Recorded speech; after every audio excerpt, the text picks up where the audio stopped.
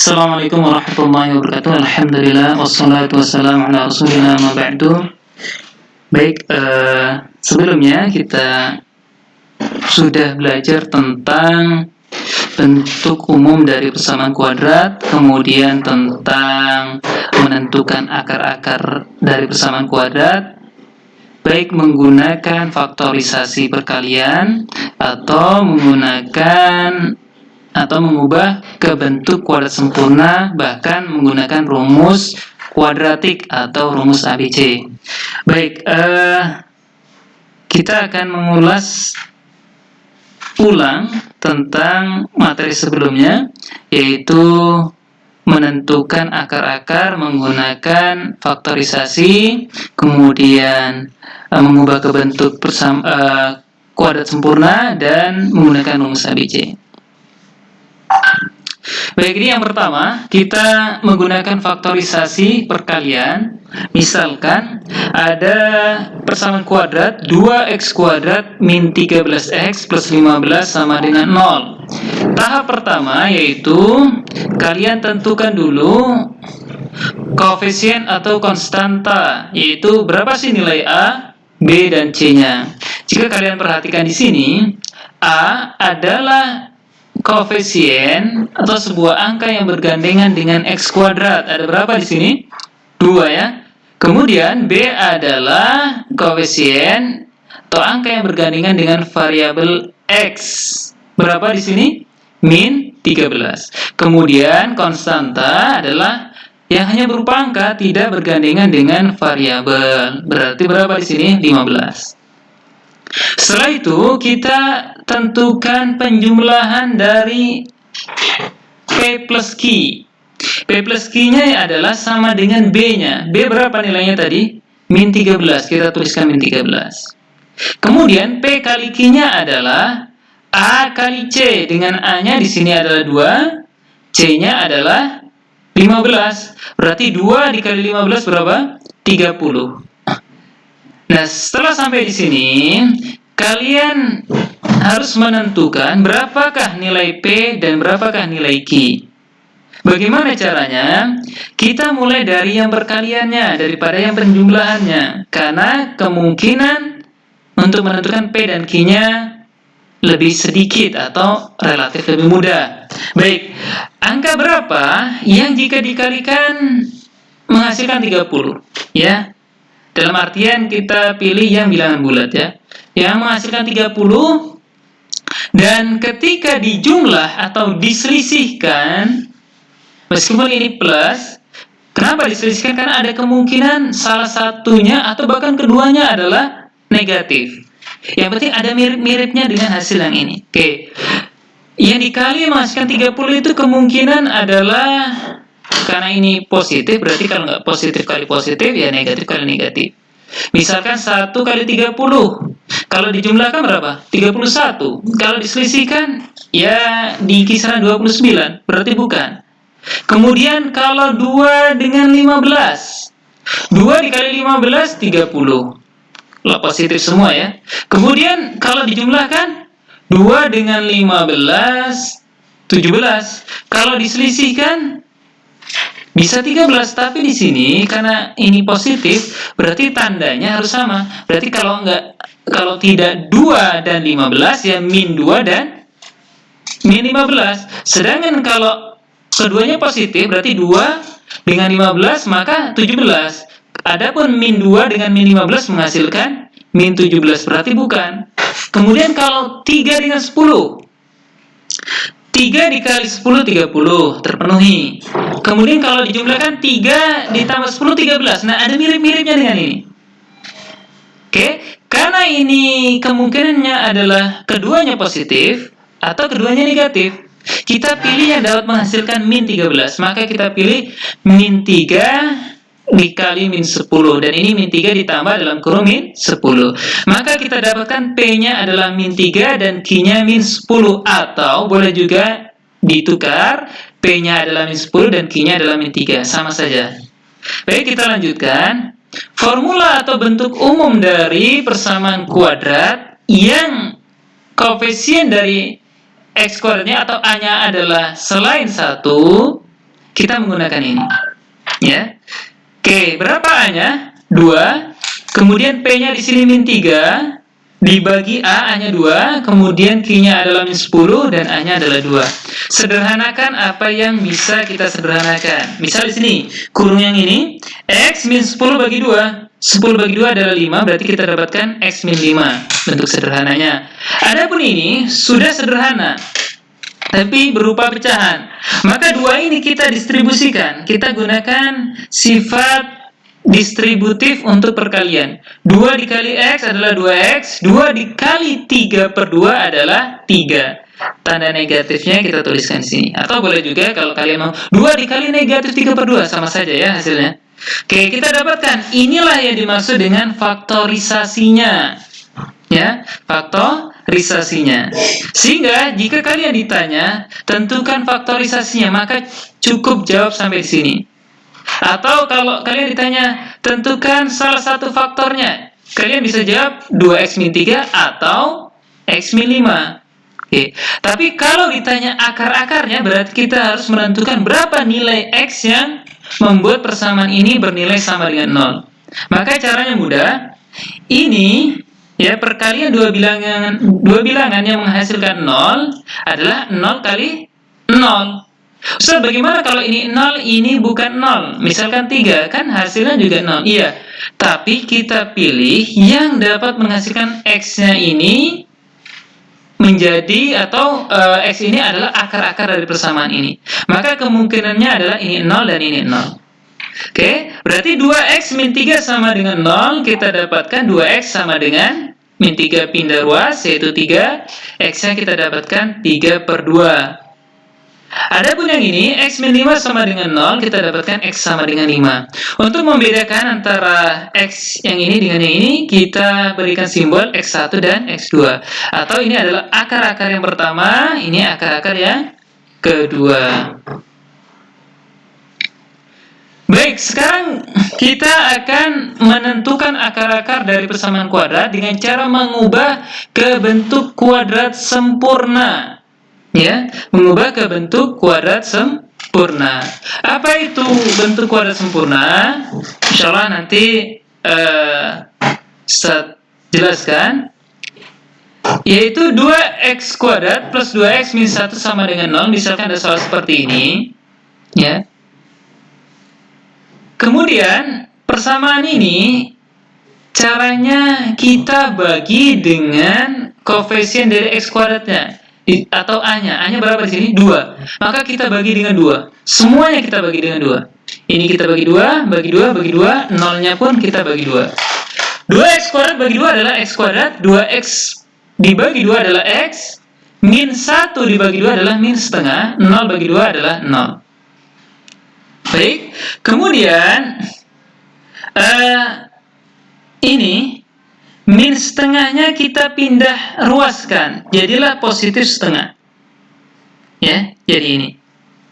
Lalu ini dapat dari mana? Ya, disinilah kita akan mengkondisikan menjadi kuadrat sempurna semisal bentuk ini.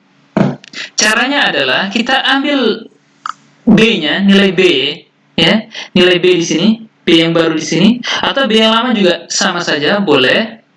Ya, hasilnya nanti sama saja. Misalkan B yang di sini. B-nya berapa di sini? 1. Menggunakan formula ini ya. Jadi B-nya setelah dibagi A, kemudian dibagi dengan 2. Ya. 1 dibagi 1, kemudian dibagi 2. Atau dituliskan seperti ini. 1 per 2 kali 1. Kalau menggunakan ini boleh nggak? Boleh. 2 dibagi 2, kemudian ini dikali 2. Ya, hasilnya sama saja. Kita dapatkan sederhananya adalah 1/2 atau setengah. Kita tuliskan di sini dengan dikuadratkan. Tapi tidak boleh mengubah nilai, maka di kedua ruas kita jumlahkan dengan nilai yang sama, yaitu 1/2 kuadrat atau 1/4. Ya. Ini. Supaya tidak mengubah nih nilai, karena kalau ini dipindah ruaskan adalah jadi negatif, sehingga nilai yang sama dikurangi dengan nilai yang sama hasilnya 0. Jadi tidak mengubah nilai. Baik, 1/2 dikuadratkan adalah 1/4. 1 kuadrat, 1, 2 kuadrat adalah 4. Yang ini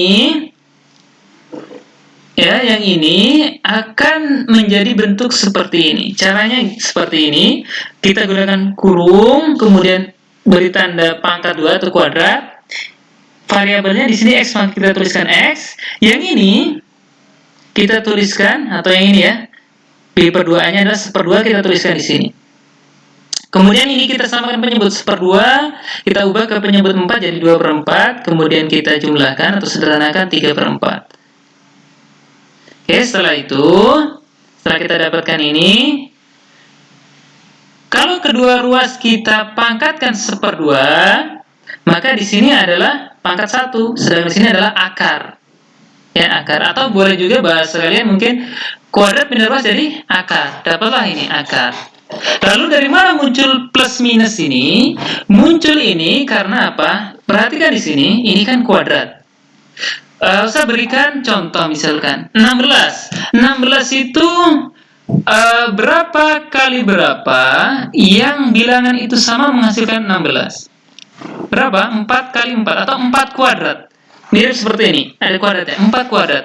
Apakah hanya itu? Tidak, yaitu dalam kurung min 4 kuadrat atau min 4 kali min 4 juga menghasilkan 16. Nah, ini semisal juga ketika dikuadratkan, yang senilai dengan ini adalah positifnya juga bisa negatifnya. Ya, baik, kemudian kita lanjutkan. 1/2 ini positif pindah ruas jadi negatif. Kemudian untuk membilangnya akar 3 sudah sederhana, adapun penyebutnya yaitu akar 4 ya. Kita keluarkan dari akar menjadi apa? Akar 4 berapa? 2, karena posisi di bawah berarti 1/2. Jadi seperti ini ya, dibagi 2. Baik, karena penyebutnya sudah sama, kita dapat tuliskan seperti ini. Kemudian kita tentukan akar yang pertama dan akar yang kedua, kita simbolkan dengan X1 dan X2.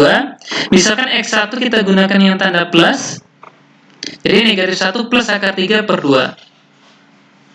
Sampai di sini selesai, tapi biasanya dalam penulisan, kita dahulukan penulisan bilangan yang positif. Maka dapat kita tuliskan akar 3 min 1/2. Ini senilai ya. Kemudian ini adalah yang negatif, karena yang positif sudah kita dapatkan di sini. Sampai di sini selesai, atau bisa kita tuliskan semisal ini ya, akar 3-nya di depan. Berarti negatif akar 3 dikurangi 1/2 ini dengan cara mengubah ke bentuk kuadrat sempurna. Nah, sekarang kita menggunakan rumus kuadratik atau rumus ABC. Dengan soal yang sama, yang tadi dengan cara mengubah ke bentuk kuadrat sempurna. Di soal yang sama, pertama kita tentukan nilai A, B, dan C-nya. Setelah kita tentukan, kita gunakan rumus ABC. Kita tuliskan seperti ini. Diingat ini ya, min B plus minus akar B kuadrat min 4 kali A kali C dibagi 2A. 2 kali A. Kita substitusikan B-nya berapa? 2. Kita tuliskan di sini 2. 2 kuadrat. Min 4 kali A-nya adalah 2. C-nya adalah negatif 1/2A. 2 kali 2. Kemudian 2 kuadrat berapa? 4. Min 4 kali 2. Min 8 kali negatif 1 plus 8.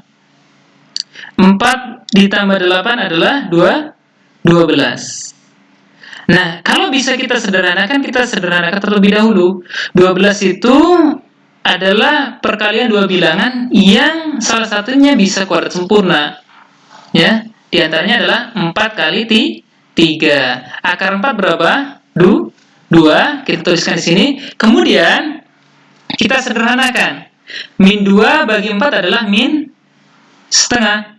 2 akar 3 bagi 4 adalah sederhananya adalah akar 3/2. Oke, setelah sederhana seperti ini, kita tentukan akar-akar yang pertama, X1-nya adalah min 1, kita ambil yang positif terlebih dahulu, plus 1 akar 3/2. Kemudian, akar yang kedua adalah min 1 dikurangi akar 3/2. Ini hasilnya sama dengan menggunakan cara, yaitu mengubah ke bentuk kuadrat sempurna. Oke, silakan kalian pilih cara mana yang lebih mudah, dan apa sih keuntungan menggunakan rumus ABC daripada menggunakan faktorisasi. Untuk faktorisasi, tidak semua koefisien atau konstantanya, atau ketika menentukan P ditambah Q-nya atau P kali Q-nya itu angka yang mudah. Contoh misalnya seperti ini, ada bentuk akarnya. Untuk mendapatkan ini tidak mudah, ya, karena tidak semua dapat kita tentukan dengan uji coba. Yang dikali menghasilkan sekian, kemudian kalau ditambah menghasilkan sekian, tidak mudah. Maka kalian bisa menggunakan cara mengubah ke bentuk kuadrat sempurna atau menggunakan rumus ABC. Karena rumus ABC ini didapat juga dari mengubah ke bentuk kuadrat sempurna. Baik,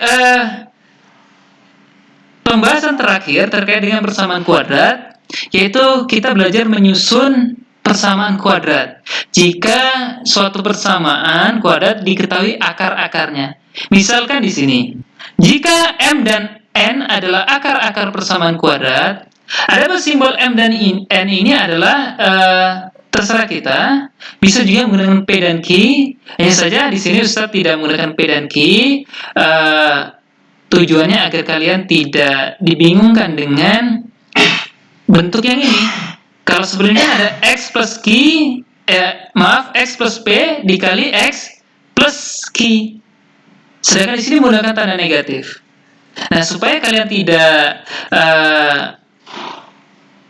bingung, maka Ustadz gunakan simbol lainnya yaitu M dan N. Oke. Maka kita dapat menentukan persamaan kuadrat yaitu menggunakan ini. Jika diketahui akar-akarnya adalah M dan N, kita substitusikan di sini. Ya. Atau boleh juga ketika kita gunakan sifat distributif ini kita kalikan, ya. Maka hasil akhirnya akan bentuk seperti ini persamaannya.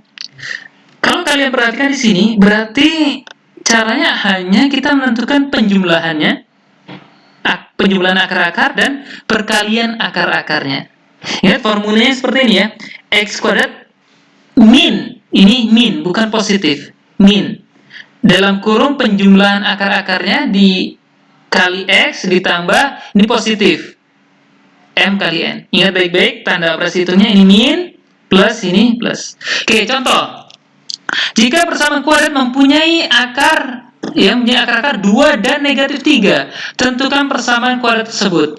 Maka caranya mudah, kita cari penjumlahan akar-akarnya. Kita jumlahkan saja M tambah N, yaitu 2 ditambah dalam kurung negatif 3, yaitu negatif 1. Kemudian kita kalikan 2 kali dalam kurung negatif 3, yaitu min 6. Kemudian masukkan ke sini. X kuadrat min, hasil penjumlahannya berapa tadi? Negatif 1. Hasil perkaliannya negatif 6. X kuadrat min, negatif bertemu negatif dalam perkalian menghasilkan positif. Positif 1 plus bertemu negatif dalam perkalian menghasilkan negatif. Maka kita dapatkan persamaannya adalah X kuadrat plus X min 6 sama dengan 0. Jadi, inilah yang dimaksud dengan persamaan kuadrat yang mempunyai akar-akar 2 dan negatif 3. Demikian yang bisa saya sampaikan. Assalamualaikum warahmatullahi wabarakatuh.